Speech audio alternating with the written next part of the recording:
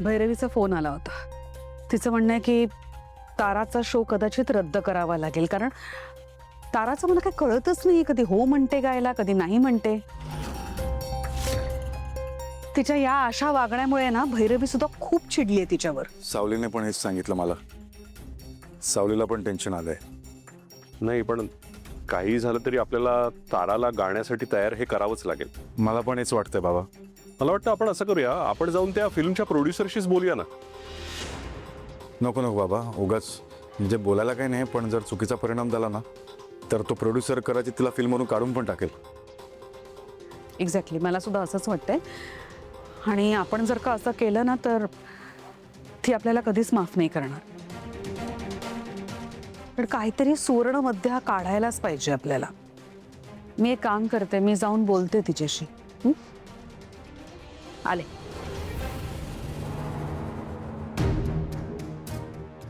सगळा प्रॉब्लेमच झालाय. बघूयात. आई बोलते ना तिच्याशी, बघू काय होतंय. विठ्ठला, तू नेहमी मार्ग दाखवतोस ना रे, मग आता सुद्धा मार्ग दाखव. कार्यक्रम 2 दिवसावर आला आणि तारा मॅडम अडून बसल्यात, कुणाचं ऐकत नाहीयेत त्या. त्यांनी गाण्यासाठी होकार नाही दिला ना तर संकट माझ्या कुटुंबावर येईल. माझ्या आई बाबांनी त्यांचं पूर्ण आयुष्य तुझ्या चरणी वाहून घेतलंय रे.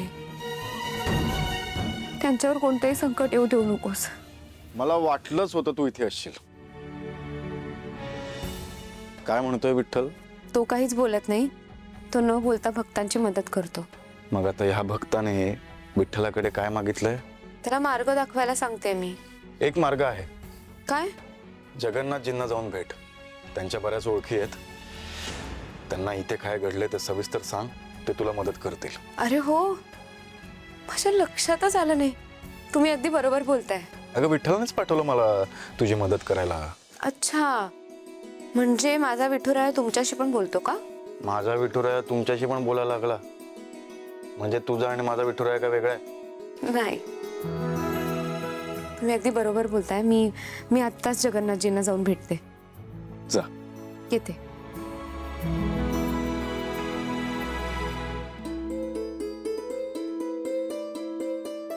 पांडुरंगा. माई, माई, हा एवढं काळ का करून ठेवलंय बरं? माई, काय हो अंधारात का बसलाय अशा? हा ओ माई. अयो, काय झालं हो? हा अशा एकटा काय अंधारात बसलाय तुम्ही? काय झालं? हा काय अवस्था करून घेतली माई तुम्ही तुमची? सकाळपासून काही खाल्लंय का तुम्ही? हा लई वाईट वाटायला हो मला. ओ माई, माई, माई चहा आणू का तुमच्यासाठी? हा सांगा बरं, काय आणू मी तुमच्यासाठी? ओ माई, माई. विष आण माझ्यासाठी. आणशील? अयो, डायरेक्ट विषच का? नाही म्हणजे आणलं असतं माई खरं तर, पण ना विष खायला आणि विष आणायला माझ्याकडे पैसेच नाही तो. माई, माई तुम्हीच तर माझे पैसे देणार होतात ना, थोडेसे पैसे द्या ना. जयंती, अगं कशी बाई आहेस तू? तुला काय सकाळ दुपार संध्याकाळ फक्त पैसा पैसा पैसा पैसाच सुचतो? दुसरं काही सुचत नाही? तुमचंच काम करायचं म्हणून मागते ना पैसे मी.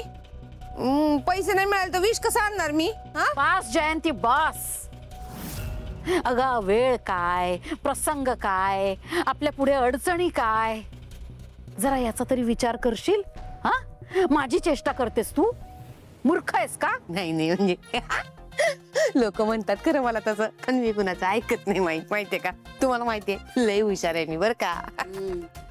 दिसतंय किती हुशार आहेस ते. जाऊ दे, ते सगळं जाऊ दे. मला तुम्ही सांगा, तुम्हाला नेमकं टेन्शन कुठल्या गोष्टीचं आहे? हा काय झालं एवढं? जयंती, आपल्याला हा कार्यक्रम रद्द करावा लागेल. हा हो, मग दुसरं काय ऑप्शन आहे आपल्याकडे? अगं किती मोठ्या दिग्गज लोकांना आमंत्रण दिली होती मी कार्यक्रमाची. सगळे जण असं आवर्जून मला फोन करून सांगत होते, आम्ही येऊ हा ताराच्या कार्यक्रमाला, आम्ही नक्की येणार. हा आता काय सांगू मी त्यांना? हा कार्यक्रम रद्द झाला म्हणून? हा आपलंच नाणं खोटं. अगं गावभर होर्डिंग्स लागले या पोरीचे, गल्ली बोळात होर्डिंग्स लागलेत, एवढी पब्लिसिटी केलीये, सगळी तिकीट विकली गेली, एक तिकीट शिल्लक नाहीये, एक. एवढा हाऊसफुल चाललाय आपला कार्यक्रम. आता याचे पैसे कसे परत करू मी? हा, परवडणार आहे मला हे सगळं? काय काय आणि कोणाकोणाला उत्तर देऊ मी आता जयंती? एवढंच ना? अहो याचं कशाला टेन्शन घ्यायचं तुम्ही? द्यायची काहीतरी कारण ठोकून ठेवणीतली, ती नेहमी वापरत नाही ना आपण, ती आताच्या वेळेला वापरायची कारण. हा म्हणजे हो तुम्ही कशाला त्रास घेतलात? त्रास? आईला लेकीचा कधीही त्रास होत नाही, कळलं? अगदी बरोबर. बरं झालं आलीस सावली. खूप दिवस झाले आपली काही गाठभेटच नाही. बरं वाटलं. हो ना, जमलंच नाही. पण असू द्या, तसंही मला आता या गोष्टीची सुद्धा सवय करून घ्यावी लागणार आहे. असं का बोलतेस? हो म्हणजे बघा ना, तुम्हाला माझी आठवण कुठे येते? तुमची मुलगी आली आहे ना आता, किरण. मग थोरल्या मुलीला विसरलात तुम्ही? ए ए उगाच टोमणे नाही मारायचं. आमच्या आयुष्यात दुसरं कोणी तुझी जागा नाही कोणी घेऊ शकत. वा रे वा. मग आहेच माझी लेक गुणाची. मला माहिती आहे तुम्ही माझ्यावर इतकं प्रेम करता. मी फक्त गंमत केली. बर, बरं सावली, मला सांग बाकी सगळं ठीक आहे ना? नाहीये ठीक, म्हणजे एक अडचण आली आहे. वाटलंच मला. तू आलीस तेव्हाच कळलं मला. तुझ्या चेहऱ्यावर ते टेन्शन दिसतंय. सांग काय झालं? भैरवी माईंकडे तारा मॅडमच्या गाण्याचा एक कार्यक्रम आला होता. पण तुम्हाला माहिती आहे, तारा मॅडमने आता पिक्चरमध्ये काम करायला सुरुवात केली आहे. तर तारा मॅडमच्या शूटिंगचा मुहूर्त आणि तो कार्यक्रम एकाच दिवशी आलाय. म्हणून तारा मॅडमने गाण्यासाठी नकार दिलाय. उत्तम. तारा गाणं गाणार नाहीये ना? अरे उत्तम ना, मस्त. सुंठे वाचून खोकला गेला. तू कशाला टेन्शन घेते? अहो नाही तसं नाही, पण सगळ्यांना निमंत्रण केलंय. खूप खर्च केलाय माईंने. जर हा कार्यक्रम रद्द झाला ना तर माई खूप चिडतील आणि मग त्या चिडल्यावर काहीही करू शकतात. मला फक्त एकाच गोष्टीचं टेन्शन आहे की माझ्या घरच्यांना काही त्रास नाही झाला पाहिजे. ए सावली, त्या भैरवीला घाबरण्याची काही गरज नाही, कळलं ना? आणि आता तू सक्षम आहेस तुझ्या घरच्यांची काळजी घ्यायला. काय उगाच टेन्शन घेतेस? मला पटतंय तुमचं, पण मी दिलेल्या शब्दाचं काय? गुरु म्हणून त्यांचा गंडा बांधलाय मी, याचा तरी मला मान राखावा लागेल ना. बरं ठीक आहे, आता तू म्हणतीयस तर मी घालतो लक्ष, पण हा शेवटचा शिवा. यानंतर असा काही प्रसंग आला तर मी लक्ष देणार नाही. चालेल, आत्ता मदत करा फक्त. बघतो मी काहीतरी. आणि हे सगळं मी तुझ्यासाठी करतोय. माझ्या लेकीला त्रास होऊ नये म्हणून मी हे सगळं करतोय.